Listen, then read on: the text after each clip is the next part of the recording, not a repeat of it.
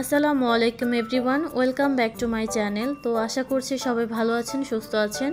আলহামদুলিল্লাহ আমরাও ভালো আছি। তো আজকে আমি আপনাদের মাঝে আরেকটি রেসিপি নিয়ে আসলাম। তো রেসিপিটি হচ্ছে মসুর ডাল দিয়ে লাউ রান্না করব। তো আমরা এই রেসিপিটি প্রায় কম বেশি সবাই রান্না করতে পারি, কিন্তু যারা নতুন রাঁধুনি তো তাদের জন্য চেষ্টা করলাম যদি কিছুটা উপকারে আসে। তো চলুন দেখে নেওয়া যাক কীভাবে রেসিপিটি রান্না করি। তো প্রথমে আমি সব কিছু কেটে কুটে গুছিয়ে নিয়েছি। তো এখানে আমি একটা বড় লাউয়ের অর্ধেক নিয়েছি। তো লাউগুলোকে আমি কিউব করে কেটে নিয়েছি, দেখতে পাচ্ছেন। আর এখানে হচ্ছে 1 কাপ মসুর ডাল ধুয়ে রেখে দিয়েছি।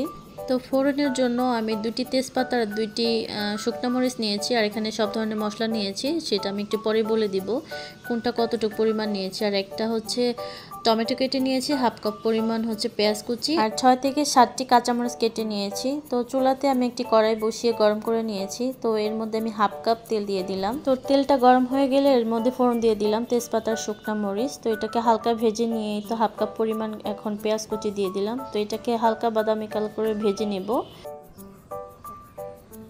এই তো আমার ভাজা হয়ে গিয়েছে। তো এর মধ্যে আমি অল্প পরিমাণ পানি দিয়ে দিলাম মশলাটা কষানোর জন্য। তো এখানে আমি 1 চামচ লবণ, 1 চামচ মরিচের গুঁড়া, হাফ চামচ ধনিয়া গুঁড়া, হাফ চামচ হলুদের গুঁড়া, হাফ চামচ জিরার গুঁড়া, 1 চামচ রসুন বাটা আর 1 চামচ আদা বাটা। তো এগুলো এখন দিয়ে ভালোভাবে একটু কষিয়ে নেব।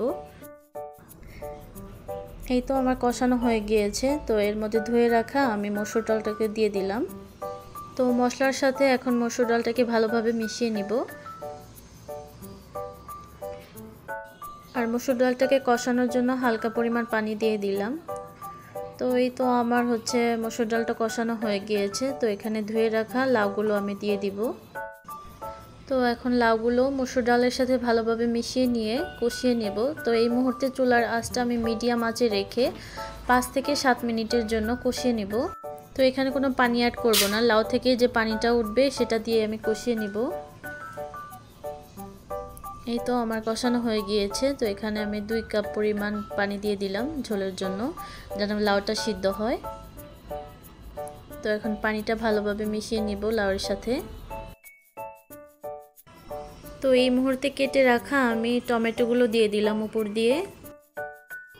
তো আমি এখন ঢেকে দিয়ে 10 থেকে 15 মিনিটের জন্য রান্না করে নিব। এই তো 15 মিনিট পর ফিরে এলাম। তো এই মুহূর্তে আমি 6 থেকে 7টি কাঁচামরিচ দিয়ে দিলাম আর ধনিয়া পাতা উপর দিয়ে ছিটিয়ে দিয়ে দিলাম। তো এখন আমি হচ্ছে আবারও 5 থেকে 7 মিনিটের জন্য ঢেকে দিব, যেন কাঁচামরিচ আর ধনিয়া পাতার ফ্লেভারটা লাউয়ের সাথে মিশে যায়। এই তো 5 থেকে 7 মিনিট পর আবারও চলে আসলাম। তো দেখতেই পাচ্ছেন আমার তরকারিটা হয়ে গিয়েছে। তো ঝোলটা অনেকটা শুকিয়ে গিয়েছে। এই তো পরিবেশন করে নিলাম। তো আমার আজকের রেসিপিটি সবার কাছে কেমন লেগেছে অবশ্যই কমেন্টস করে জানাবেন। আর সম্পূর্ণ ভিডিওটি যদি ভালো লাগে অবশ্যই সাবস্ক্রাইব করে পাশে থাকবেন। তো আজ তবে এই পর্যন্তই। সবাই ভালো থাকেন, সুস্থ থাকেন। নতুন আরেকটি ভিডিও দেখার আমন্ত্রণ জানিয়ে এখানে বিদায় নিচ্ছি। আল্লাহ হাফেজ।